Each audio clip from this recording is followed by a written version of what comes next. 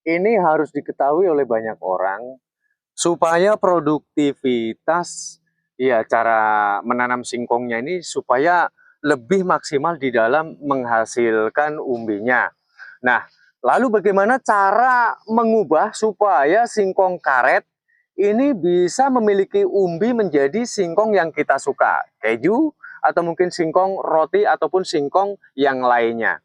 Nah, terlebih dahulu kita harus memahami bahwa jenis singkong karet itu seperti ini ya. Singkong karet itu memiliki daunnya ini lebih identik, lebih lebar, dan kemudian pelepahnya ini berwarna seperti ini ya, agak ke kuning kehijauan, dan ini sangat berbeda sekali dengan singkong seperti ini singkong Jawa merah ya. Ini memiliki pelepah yang berwarna merah juga. Dan kemudian dari batangnya kita bisa perhatikan, kita harus bisa membedakan dari batangnya pun cenderung berbeda. Dari proses warna itu pun berbeda. Dia semakin menua maka nanti singkong ini dia akan hilang ini bekas pelepahnya. Nah, contohnya seperti ini. Nah, ini ada singkong karet yang sudah berukuran dewasa. Jadi harus diketahui ya. Karena sebab kenapa singkong karet ini bisa dikonsumsi daunnya, sangat enak sekali ya untuk diurap ataupun mungkin di sayur.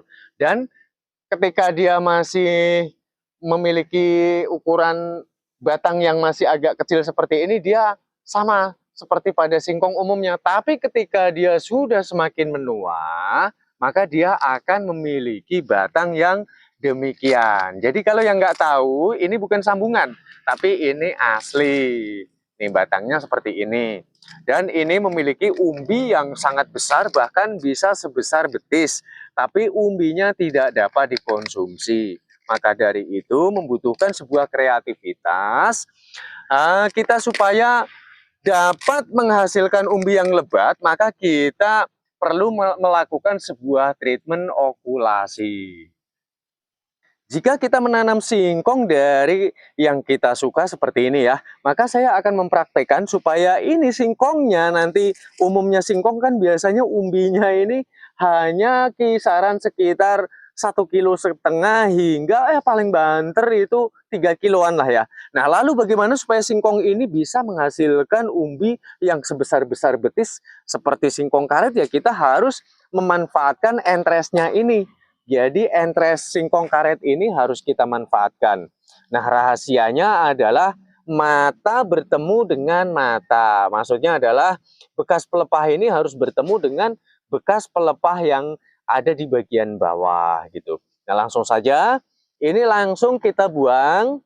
Jadi karena ini nanti nggak ada gunanya ya, karena pelepah-pelepah ini pun nanti akan layu.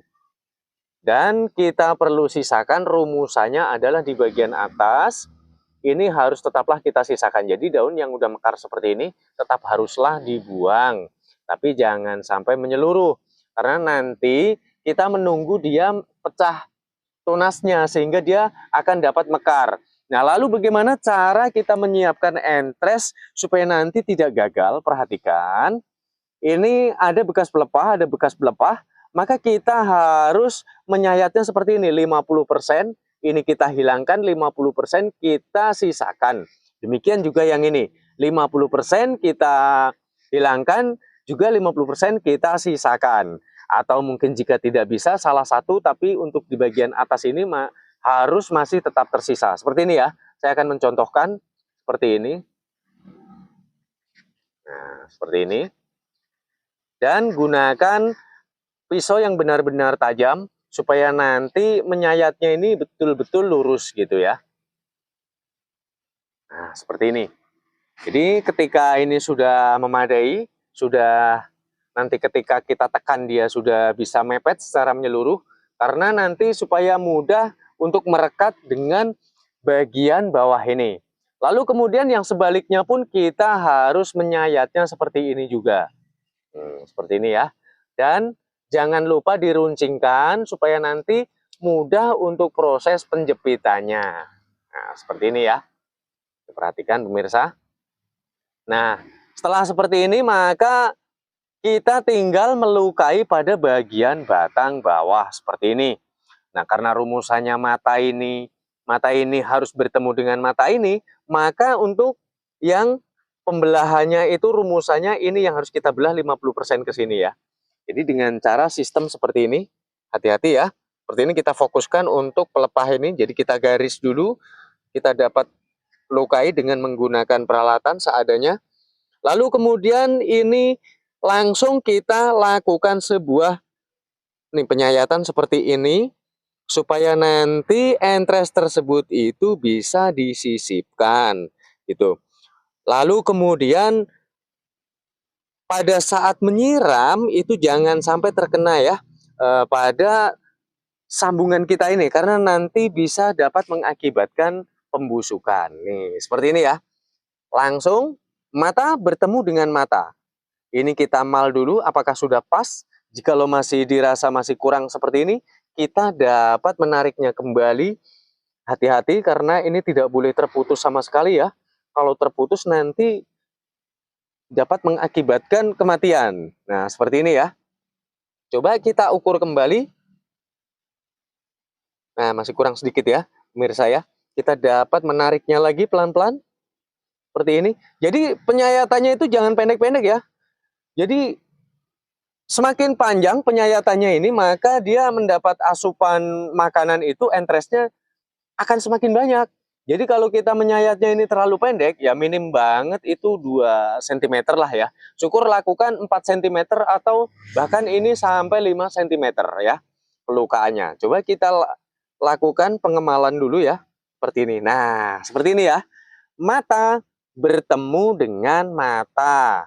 Nah, rumusannya tadi sudah saya jelaskan, pemotongannya dia harus betul-betul lurus. Ini bisa diperhatikan ya. Sampai betul-betul rapat, tidak ada celah sama sekali antara entres ini dan antara batang yang masih ada ini. Lalu kemudian ini kita tutupkan kembali seperti ini, baru kita lakukan sebuah pengikatan. Lihat ya, untuk kulit yang di bagian luar, ini nanti akan menyatu dengan kulit pada entres ini. Makanya kita harus melakukan pelukaan dari 2 sisi. Nah, setelah presisi seperti ini antara pelepah dari keduanya, maka kita dapat menggunakan solasi ataupun kantong plastik ya. Itu yang lebih kenyal itu kalau plastik itu kantong plastik es itu ya. Jadi ditarik melar itu tidak mudah untuk putus. Karena ini saya adanya solasi yang berwarna bening, maka saya mempergunakan solasi.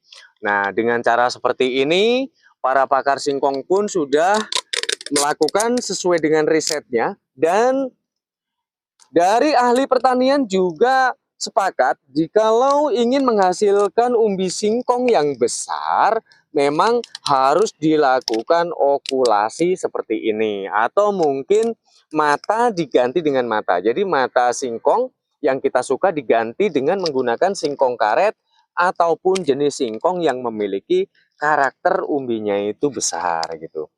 Nah, tujuan daripada sebuah pengikatan dengan menggunakan plastik ataupun solasi adalah yang pertama, satu, supaya entres tersebut ini tidak bergerak. Lalu yang kedua, supaya dia tidak terkena oleh air. Apalagi ini di musim penghujan ya, seperti ini. Jadi harus betul-betul dipastikan rapat. Nah, seperti ini. Nah, cukup. Nah, setelah semuanya kita pastikan aman, maka kita langsung dapat menggunting atau memotongnya seperti ini. Dan untuk pertumbuhannya, untuk singkong sendiri ini nggak lama ya. Seminggu aja kalau dia mau tumbuh, ini nanti sudah pecah mata tunasnya. Jadi nanti dia sudah mekar gitu ya. Nah, sudah dapat dipastikan kalau sambungannya ini singkong karet, maka umbi yang ada di bawahnya ini nanti yang dihasilkan maka akan sebesar singkong karet juga. Tapi juga besar kecilnya dari bibit singkong kita ini sangat menentukan. Jadi singkong ini bibitnya semakin besar maka umbinya akan semakin lebih banyak. Karena apa? Media tumbuhnya akar itu sangat luas gitu sehingga memadai. Dan lalu setelah nanti apa yang harus dilakukan setelah dia pecah tunas?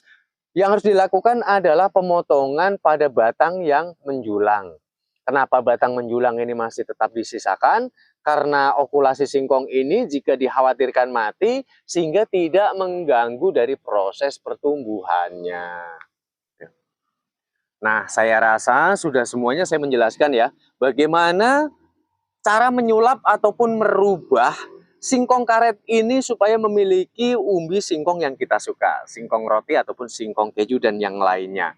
Atau mungkin bagaimana cara singkong yang kita suka agar dapat memiliki umbi yang lebat juga besar seperti yang dimiliki oleh singkong karet. Nah, seperti itu.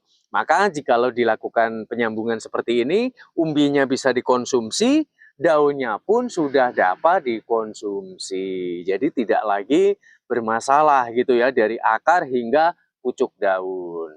Terima kasih.